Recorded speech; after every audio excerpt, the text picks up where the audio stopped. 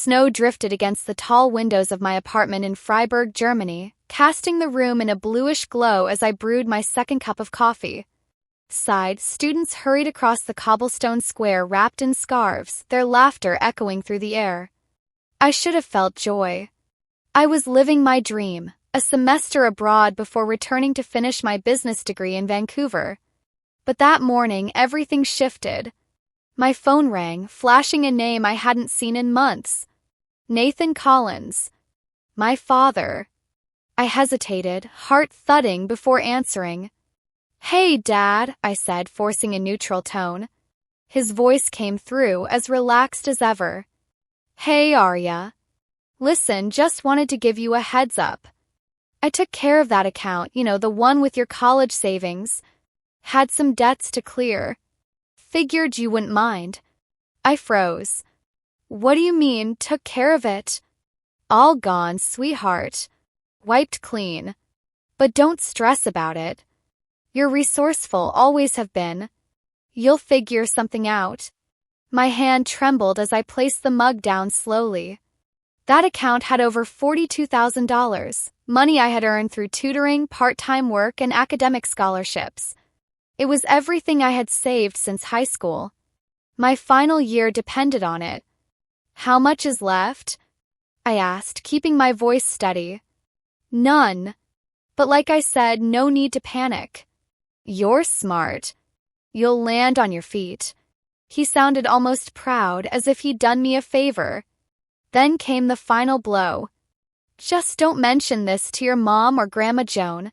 No need to make a family drama out of it." I didn't speak. I ended the call. I stared out the window as the snow kept falling. For several minutes, I sat still, the weight of betrayal settling into my chest. My father hadn't just taken money. He had taken my future plans, my peace of mind, my trust.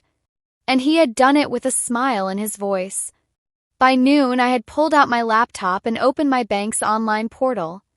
My breath caught as I saw the transactions, small, almost surgical withdrawals spaced over 3 weeks.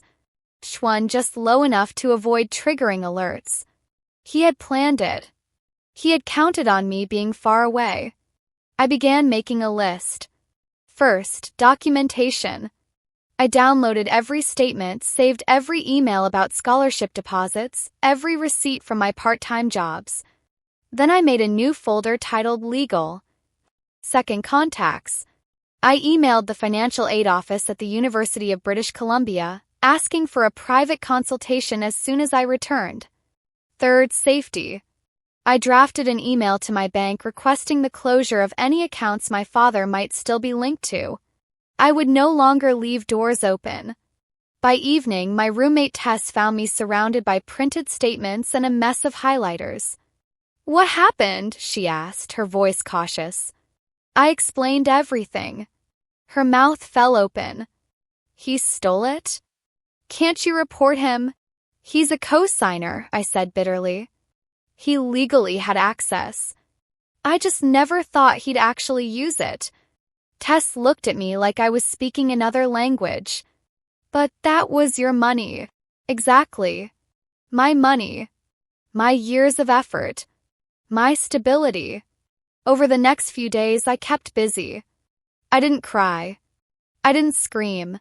I built a case. When I finally called my grandmother Joan, her response was immediate and powerful.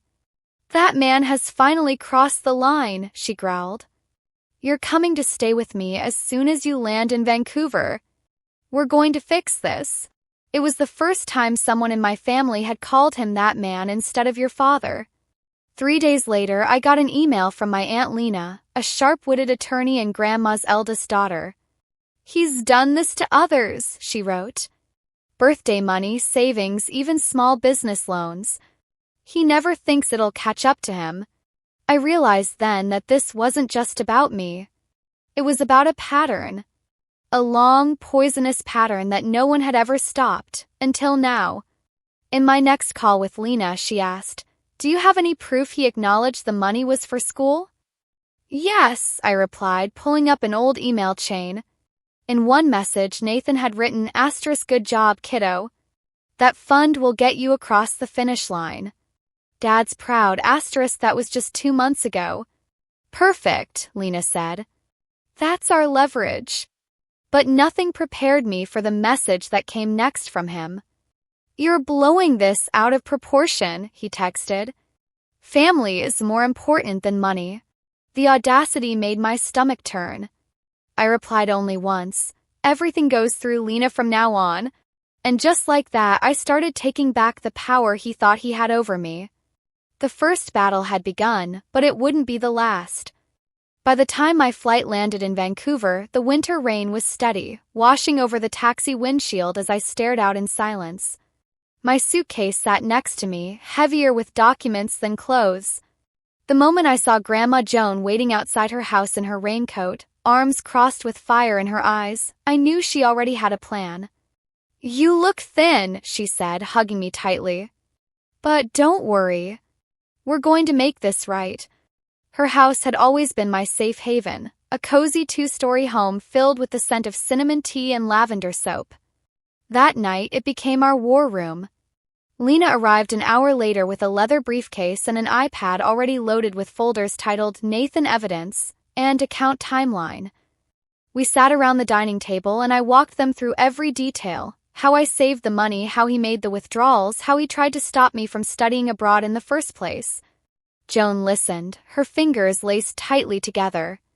Lena took notes, occasionally muttering under her breath. He has a pattern, Lena finally said. Your fund is just the latest target. We've let it slide for too long. Joan nodded. I'm calling a family meeting. Not with him. With everyone else. The next day, her living room filled with voices. My mother, my Uncle Darren, my Aunt Lucy, and 3 cousins. Some hadn't spoken to each other in years. But when Lena projected the account data on the television, the room went still. You're telling me he stole from Aria? My cousin Ben asked, stunned. After what he pulled with Grandma's savings 5 years ago? There were gasps.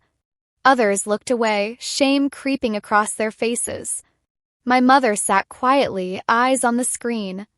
When Lena read one of Nathan's texts aloud, maybe this is a sign you should quit school. There are easier ways to make money, my mother flinched.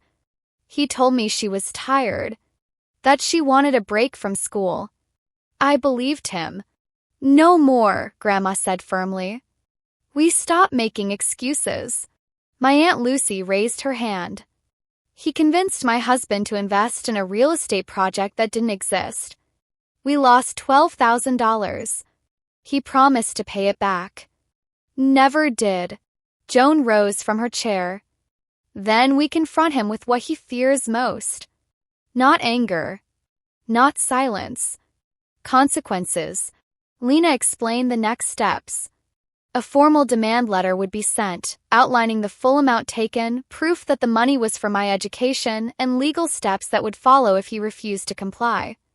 And what if he plays poor? Darren asked. Lena smiled.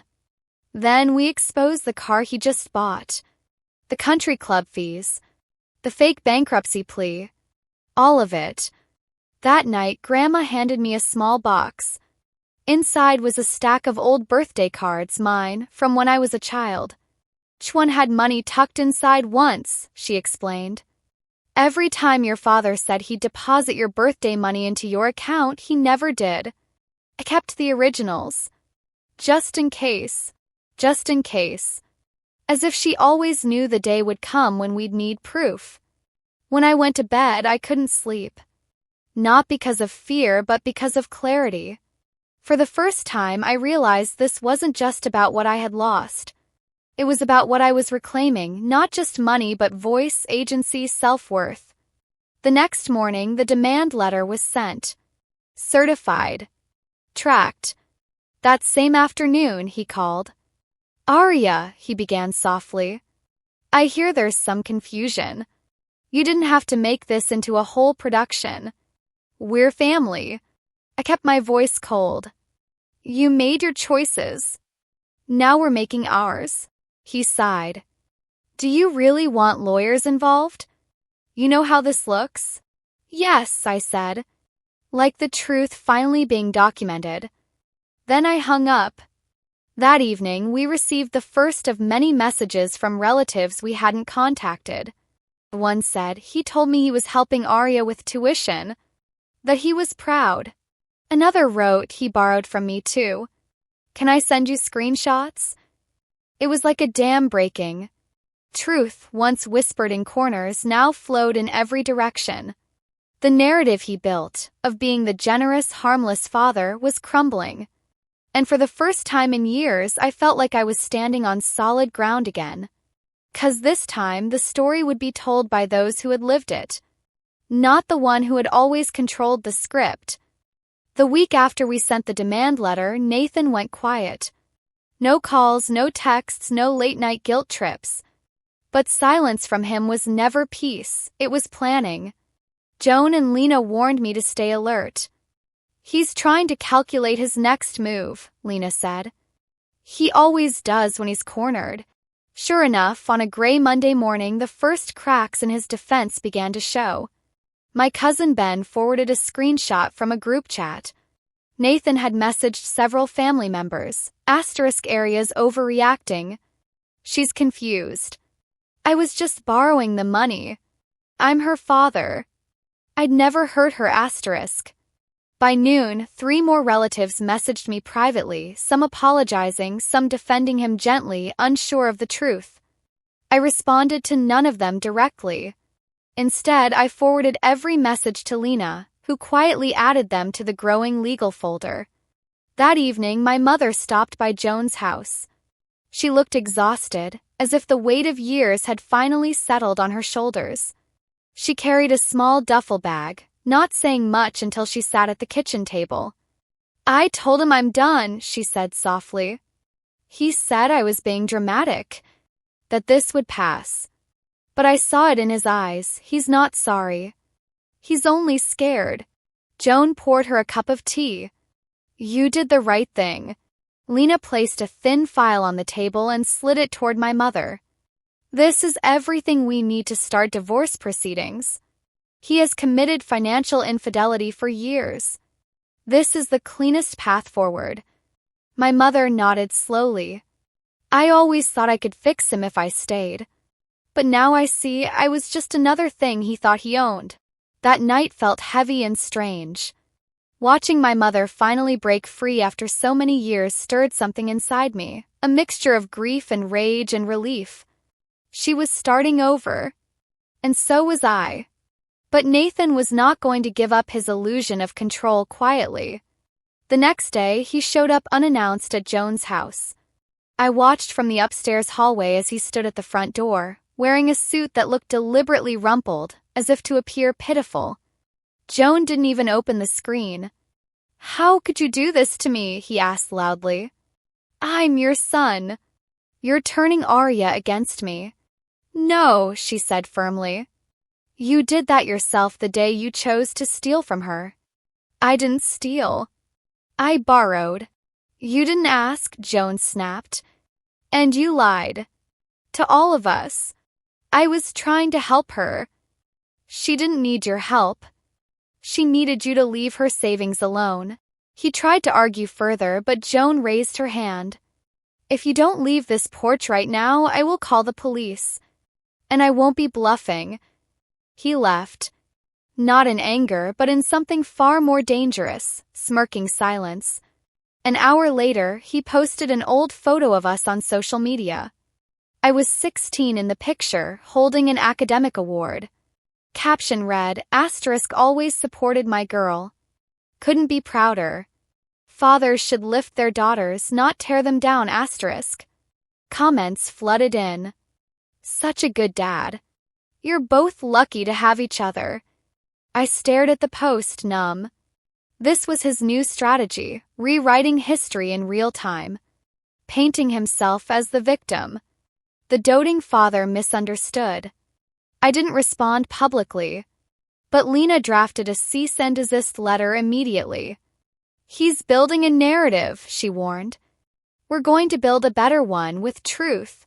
Meanwhile, the university's financial aid office confirmed that my appeal had been approved. A grant and emergency fund would cover the remaining tuition, and they connected me with a student job on campus to assist with living expenses. It was a start. "I'm proud of you," Joan said that night, sitting beside me on the porch. "You're not letting him break you." I didn't feel strong. I felt like I was holding myself together with paper clips and tape. But I nodded anyway. 'Cause he had taken the money. But he hadn't taken me. The next morning, Lena got a call from a journalist she knew. Someone had anonymously pitched a story about a woman suing her own father over college savings. It hadn't gone public yet, but it could. "He's testing the waters," Lena said. "If we don't act first, he'll control the narrative again." So we decided to get ahead of it. Quietly. Legally. Firmly. She contacted a trusted mediator, someone impartial but experienced in family financial disputes. If Nathan refused to cooperate through that channel, we would file a formal suit. But even before we reached that step, new evidence came in. Ben called one night in a panic. Uncle Nate tried to convince me to invest in a crypto startup. Said he could double my money in 6 weeks. Said you were helping fund it too. "What?" I asked. I didn't believe him. But he had your old photo on a pitch deck. Said you were his financial advisor. Lena's eyes narrowed when I told her. That's fraud. The lies were getting desperate. Reckless. And soon they would catch up to him. The morning after Ben's call, Lena filed a notice with the Provincial Fraud Unit. Using someone's image and name for investment scams, especially while under legal scrutiny, was not only unethical, it was criminal. She attached screenshots of Nathan's so-called pitch deck, including the page with my photo and the false job title beneath it, Financial Strategist Aria Collins. I stared at the words on the screen, rage burning under my skin. He was still trying to profit off me. Even now. Even after everything. "This changes our approach," Lena said. "We're not just going after restitution anymore. We're protecting your identity. If this goes public, it could affect your career." By then, I had already started a part-time role with a financial advisory firm in downtown Vancouver, thanks to a connection from one of my professors. It was entry-level, but I loved it. I was finally back on track, until Nathan's lies threatened to drag me back under. Joan stood behind me as I printed the fake pitch deck. "He doesn't even understand who you are," she said. "That's his biggest mistake." 2 days later, we met with the mediator Lena had recommended. The office was sterile and quiet, with large windows overlooking a rainy street. Nathan showed up 10 minutes late, wearing a smug smile and an expensive coat. "I'm here in good faith," he told the mediator, as if the folder Lena carried wasn't full of receipts that said otherwise. The mediator started with formalities, laying out the timeline of the theft and the demand letter we had issued. Then Lena handed over the evidence, bank statements, text messages, and the fraudulent investment materials. Nathan's face shifted. Not immediately, but slowly, like a mask sliding out of place. "Those images weren't public," he said, voice tightening. "You must have hacked me." "Your pitch was distributed to multiple people," Lena replied coolly, "including 2 minors. We have sworn statements and timestamps." He tried to laugh it off. "Come on. It was just an idea." Nothing went through. "No," I said, speaking for the first time. "It was a con. You tried to cash in on me again. Just like you did with my savings. Just like you've done to everyone in this family." He leaned forward. "Aria, you're being emotional. Look, I messed up, but you're not perfect either. You're not some victim." "Maybe not," I said quietly. "But I'm not your product." The mediator set down his pen. "Mr. Collins, based on what's been presented, your position is indefensible. Your daughter has not only the right to restitution, but grounds for civil action beyond the initial demand." Nathan's smirk faded completely. "So what? You're going to destroy your own father? Make me out to be some kind of monster?" No, Lena said. You did that yourself. Over the following week, Lena worked with the fraud unit to file an identity misuse claim. Meanwhile, the mediator finalized a legal repayment plan, monthly deposits to a secure account supervised by the court. Failure to pay would result in a formal lawsuit and potential criminal charges for misrepresentation and financial coercion. Nathan tried once more to twist the narrative. A long message appeared on his social media page, vaguely describing a family betrayal and his ungrateful daughter who believed money meant more than blood. Lena filed a takedown request within an hour.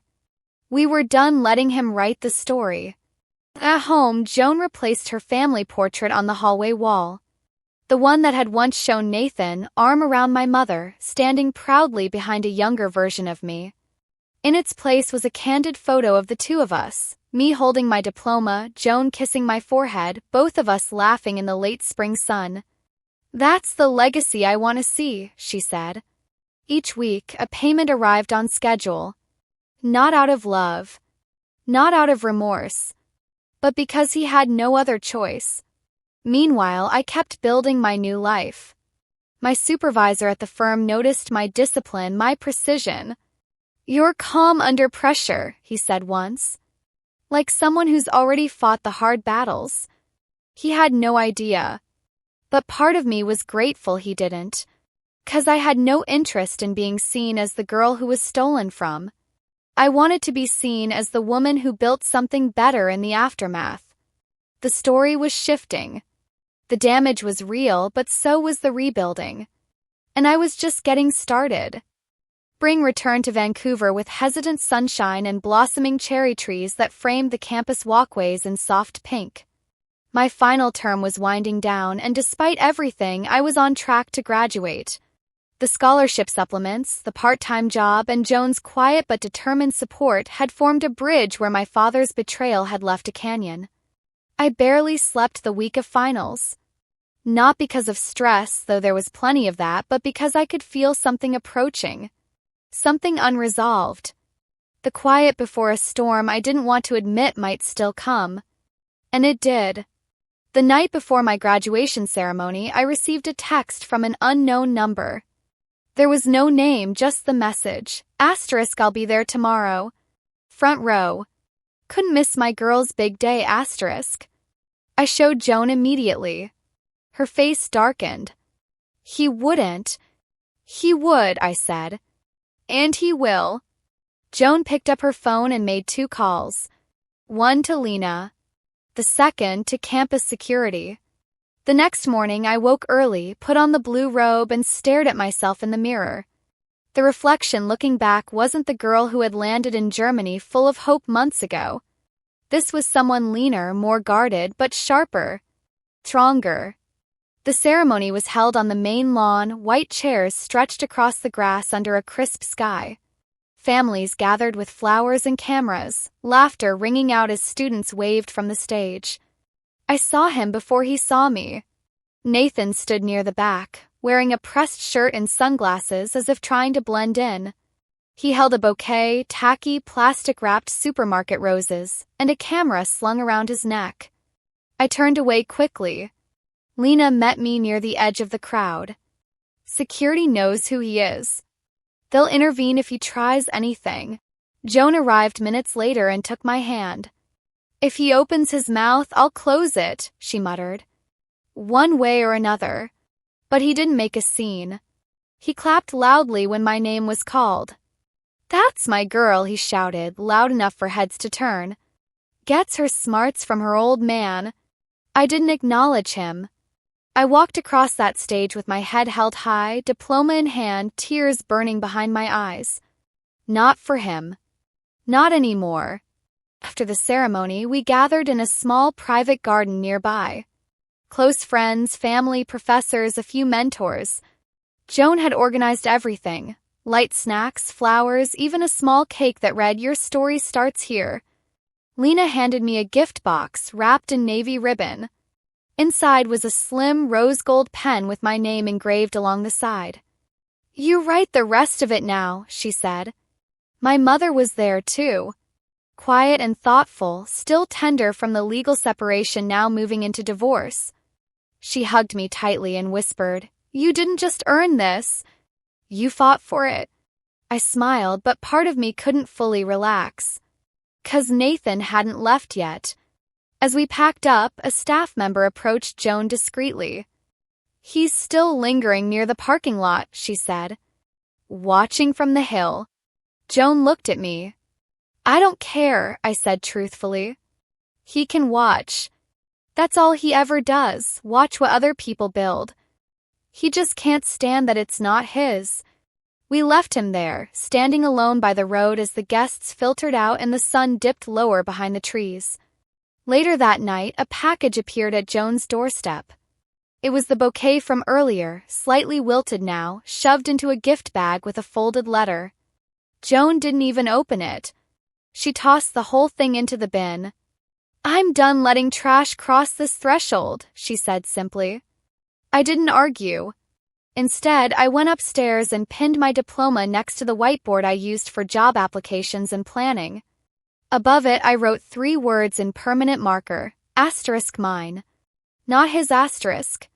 'Cause no matter how many fake stories he told online, no matter how many desperate texts he sent or family members he guilt, the truth was here. In my hands. On my wall. He could pretend all he wanted. But he could never undo what I had survived. And he would never own what I had earned. The week after graduation, life shifted into a strange rhythm. The urgency of exams was gone, replaced by job interviews, thank you emails, and the sudden space to breathe. I moved into a small apartment downtown, my first solo place with a tiny kitchen, creaky floors, and a window that overlooked the harbor. It wasn't much, but it was mine. Fully mine. Joan helped me move in, carrying boxes like she was still in her 40s. "This is the start," she said, setting down a pan. "No more guest bedrooms. No more watching your back." I wanted to believe that. I really did. But then came the social media storm. A friend from university messaged me with a screenshot. Nathan had posted a photo of me in my graduation robe. Not one he took. He didn't have access, but one I'd shared on my private profile. Caption read, *my daughter, the future of finance. All those sleepless nights, all those sacrifices as a father, it was all worth it to see her shine *. My stomach turned. There were comments, dozens. Acquaintances and distant relatives gushing. "You must be so proud. She's lucky to have such a supportive dad." What a beautiful story of persistence. The lie wasn't just in the words. It was in the absence of truth. The erasure of every theft, every manipulation, every moment he tried to derail me. I called Lena immediately. She had already seen it. "We'll draft a new cease and desist," she said. He's doubling down, trying to reclaim the public version of himself. "But it's working," I said bitterly. "People believe him." "Let them," Lena replied. "We're not trying to win the comments section. We're protecting your future." The next day, a letter was delivered to my apartment, officially notarized and filed. It outlined again that Nathan was prohibited from using my name, image, or likeness in any commercial or public context. This time, it included language for defamation and emotional distress. Joan reviewed it and nodded. "Send it. And don't give him the courtesy of a warning." He responded exactly how we expected. A voicemail, long, tearful, rehearsed. "I just wanted to celebrate you," he said. "Is that so wrong?" I was proud. Still am. I'm your father. We're family. But I didn't return the call. Instead, I forwarded the audio to Lena and filed it away. This was no longer a battle for understanding. It was a clean wall I was building, between the truth I was living and the fantasy he kept selling. Later that week, I received an invitation to speak at a women's leadership panel for young professionals. One of my professors had recommended me. The topic was building through betrayal, turning setbacks into power. I hesitated.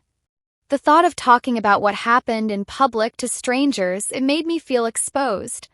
But then I remembered how many nights I had stayed silent, cleaning up someone else's mess, carrying shame that wasn't mine. So I accepted.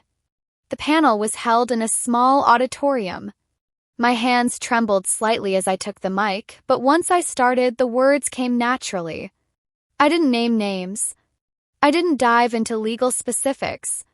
But I spoke the truth. I talked about earning something and watching it disappear. About the shock of being betrayed by someone who was supposed to protect you. And most importantly, about the slow, powerful act of reclaiming your voice. When I finished, there was silence. Then applause. Afterward, 3 young women came up to me with stories of their own. Money stolen by partners. Support withheld by parents. Lies that made them feel like they were crazy. "You made me feel sane," one of them said. "Thank you." I walked home in the dark that evening, city lights blinking around me, and for the first time in years, I felt completely free. Nathan's next payment arrived on time. There was no note this time. No emoji. Just a cold bank transfer. A few days later, Joan called. "He showed up at your cousin Nicole's house," she said. Told her he wanted to make amends. Asked to borrow $500. I sighed. Did she give it to him? "No," Joan replied. She told him to talk to Lena. It was happening. The spell was breaking, one person at a time. He no longer walked into rooms expecting forgiveness. He walked into rooms and found locked doors. And as those doors shut behind him, mine kept opening one by one. New job interviews. New connections. New trust in myself. The narrative was no longer his to twist. I was writing it now. And I wasn't holding the pen for anyone else. Summer arrived quietly in Vancouver, the sky clearing just enough each day to remind me of how far I had come. The harbor sparkled outside my apartment window, and life was beginning to hum with possibility. My position at the financial firm was upgraded to full-time, and I was assigned to manage several client portfolios under the supervision of a senior advisor. I arrived early. I stayed late. I was rebuilding one detail at a time. But while I was building, Nathan kept slipping. Lena called me one evening as I finished up a report. "You should know," she began, her voice calm but serious. "He's tried to refinance the house again. This time under a shell company with your name attached. He used outdated documentation from when you were a dependent." I nearly dropped my pen. How is that even possible? "He's clever, but not careful. We caught it before it went through. The bank flagged it because you've already locked down your credit profile. We'll report the attempt immediately." I pressed my fingers to my temples. "Does he ever stop?"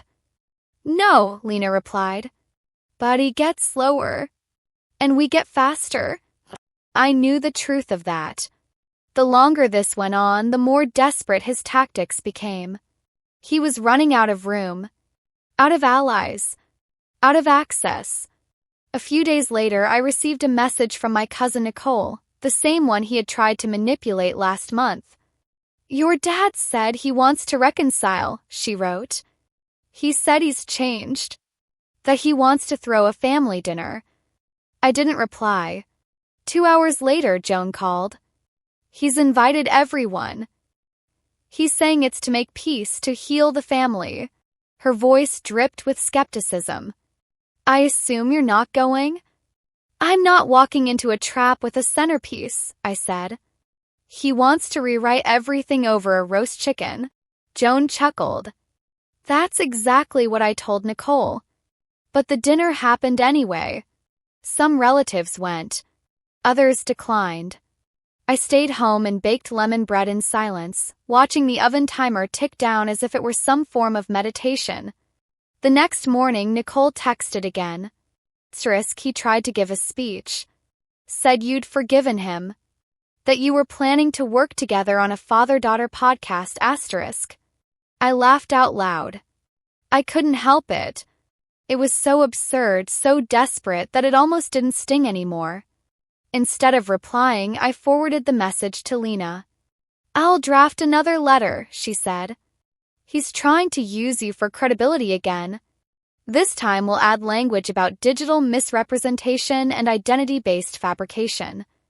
He was building sandcastles in a rising tide, and every attempt he made to crawl back into relevance only exposed him further.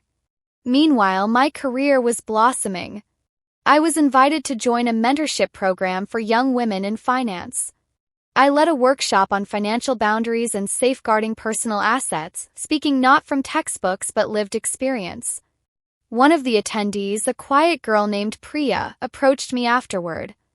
"My brother took out loans in my name," she said, barely above a whisper. "He told me it would help build my credit." I looked her in the eyes. "That's not your fault. But it's your story now. And you can still write the next chapters."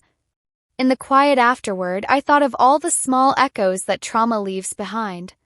How patterns repeat if no one breaks them. How silence becomes complicity. And how survival, once harnessed, becomes power. The next morning, my latest paycheck came in. I sent a portion of it to Joan. Not because she asked, but because I wanted to. Her hands had held me through every collapse, and I wanted her to feel what I now did: security, stability, dignity. Later that week, Lena confirmed that the new cease and desist had been served. "He signed for it personally," she said. No response yet. But the silence is promising. I didn't need to hear from him. I didn't need another apology dipped in manipulation. What I needed was already mine. Quiet apartment. A name with clean credit. A job that challenged me. A family that fought beside me. And the sound of my own voice rising louder each day, untethered from the shadows of someone else's deceit.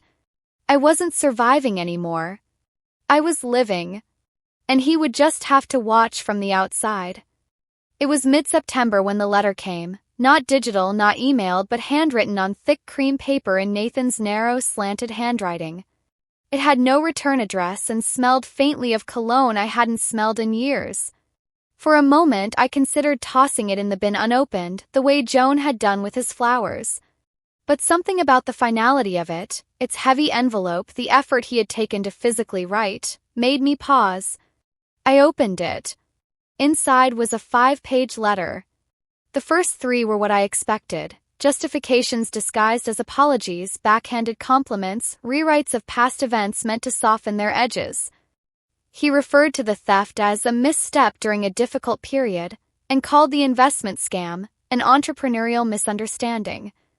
He even wrote, "You always were too smart for your own good, but maybe that's what I loved most about you." By page 4, the tone shifted. He talked about his isolation. About how none of the family spoke to him anymore. How people looked at him differently in public. How he had lost opportunities because of the drama. There was no ownership in those words. Only the bitterness of someone who finally saw the wreckage he had caused, but still blamed the people who had pulled away from it. Then came the final line. So, now that everything's been paid and we've all had time to heal, I was wondering if you'd consider visiting for Thanksgiving. Just the 2 of us. No lawyers. No Joan. Just family. I folded the letter slowly and placed it back in the envelope. That afternoon, I brought it to Lena. She read the letter silently, nodding with a grim familiarity at each manipulative phrase. "This is a test," she said. "He wants to see if time has softened your boundaries. If he can get past the walls he knows he can't scale legally." "I'm not responding," I said. "But I want to keep it. Not for him. For me. To remember what it looks like when someone refuses to change but still demands a place in your life." She nodded. "That's exactly what it is." 2 days later, the final payment from Nathan's repayment plan arrived. It had been 2 years since we sent the demand letter. Each month, the funds landed predictably, mechanically. This one included a note in the transaction memo field. Maybe now we can be family again. It was the last string he had left to pull. I didn't respond. Instead, I hosted my own Thanksgiving that year. Not at Joan's house, not at some fancy restaurant, but in my own apartment with the kitchen I'd stocked, the table I'd bought secondhand and refinished myself. Joan brought sweet potatoes. Lena brought wine. My mom brought a sense of quiet joy I hadn't seen in her in years. We sat around the table, laughing over stories that didn't end in tension, toasts that didn't need to be polite to anyone's memory. Ben came too and told me how he'd used what he learned from my case to secure his own finances before college. Uncle Nate tried to pull the same stunt on me, he said. Told him I had a lawyer in the family. He backed off fast. I smiled. Good. As the evening wound down and the candles burned low, Joan leaned over and placed her hand on mine. You rewrote the ending, she said quietly. You didn't just break the cycle. You exposed it. And you did it without becoming like him. That night, after the dishes were washed and the apartment was still, I stood by the window and looked at the lights across the harbor. He might still be out there. Still telling stories. Still trying to convince someone, maybe even himself, that he was misunderstood, mistreated, unfairly exiled. But none of that mattered anymore. 'Cause truth doesn't need applause. It just needs to stand. And I was standing, on my own, in my space, in a life that I had saved from the fire. He may have lit the match. But I built the house that couldn't burn. October brought crisp mornings and a promotion.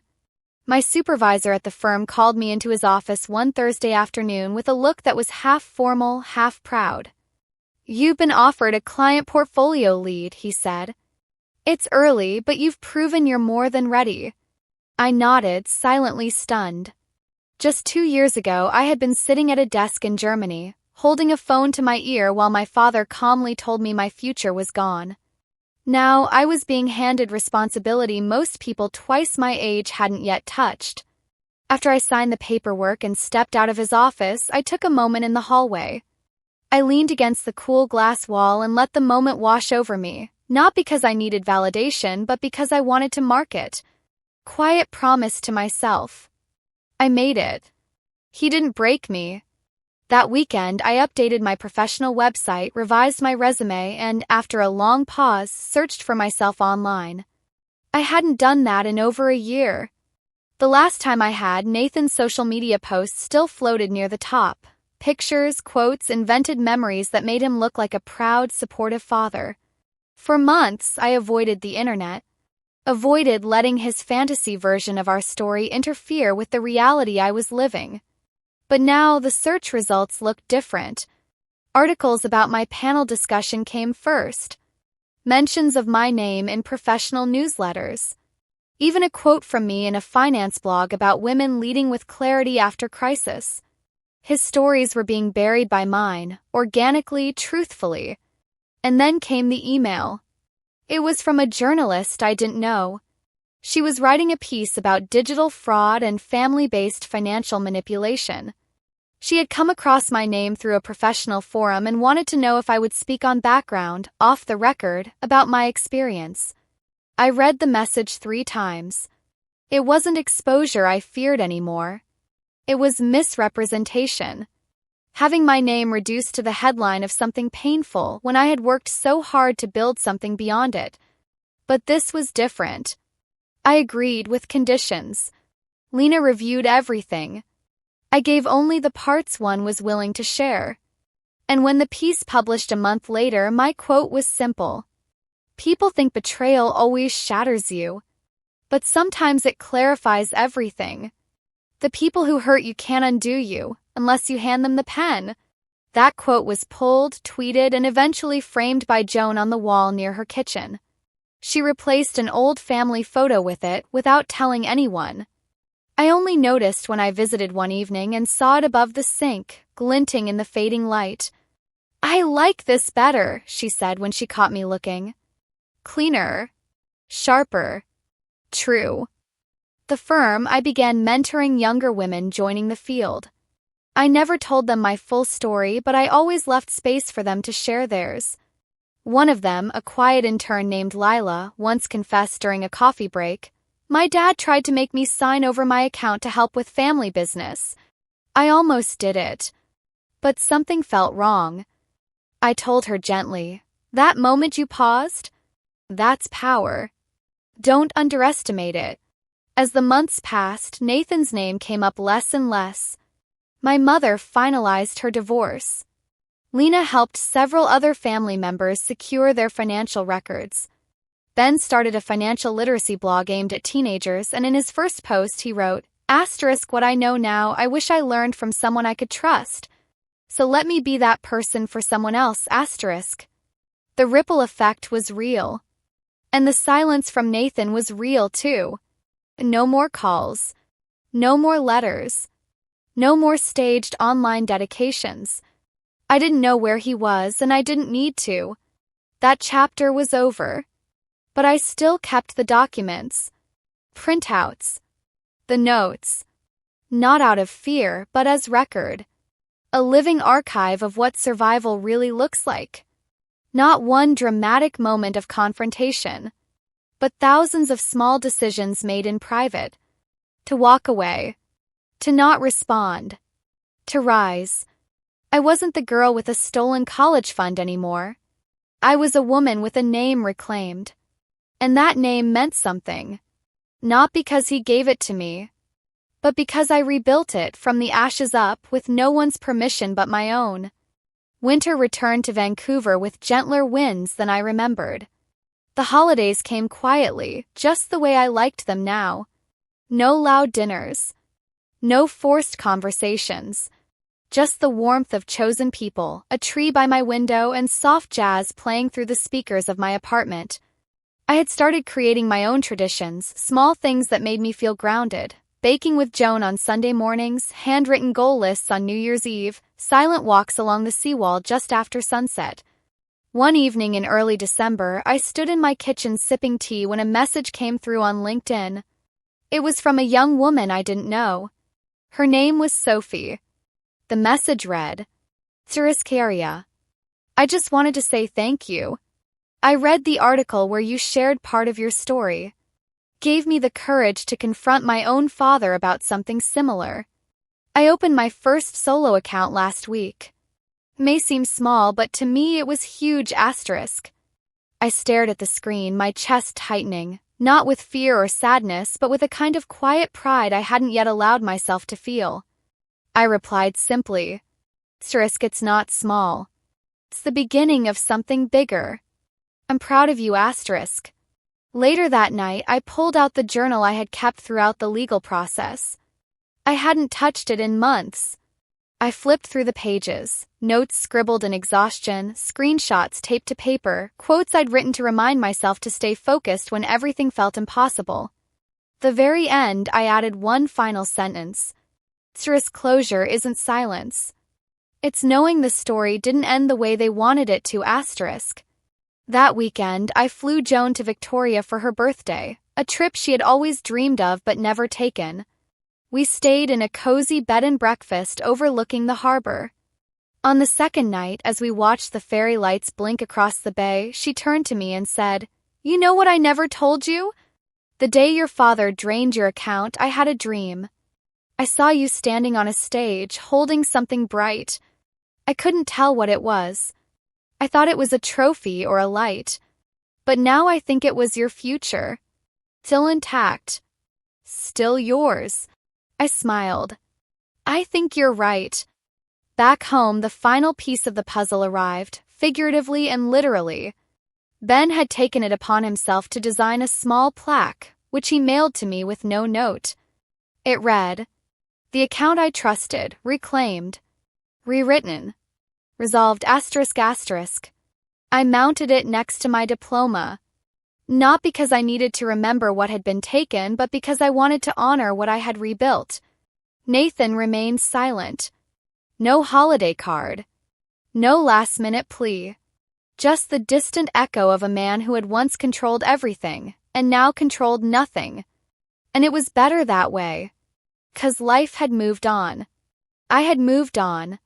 Not in the dramatic movie ending sense, but in the quiet, relentless way that real people do. Day by day, choice by choice, until one morning you wake up and realize you haven't thought about them in weeks. That morning came on a cold January day as I walked into the office, past the receptionist, and was greeted by a small brass plate that now sat on the door to my new office. Aria Collins, Senior Portfolio Advisor. I touched the door lightly before pushing it open. Inside was a new desk, clean slate, and a view of the city I had come to call mine. This wasn't just the end of the story. It was the beginning of everything I had earned. Every step had mattered. Every wall I had built. Every boundary I had enforced. Every silence I had chosen. 'Cause sometimes survival isn't the climax. It's the foundation. And from that foundation I had built a life of clarity, truth, and freedom. A legacy that belonged only to me.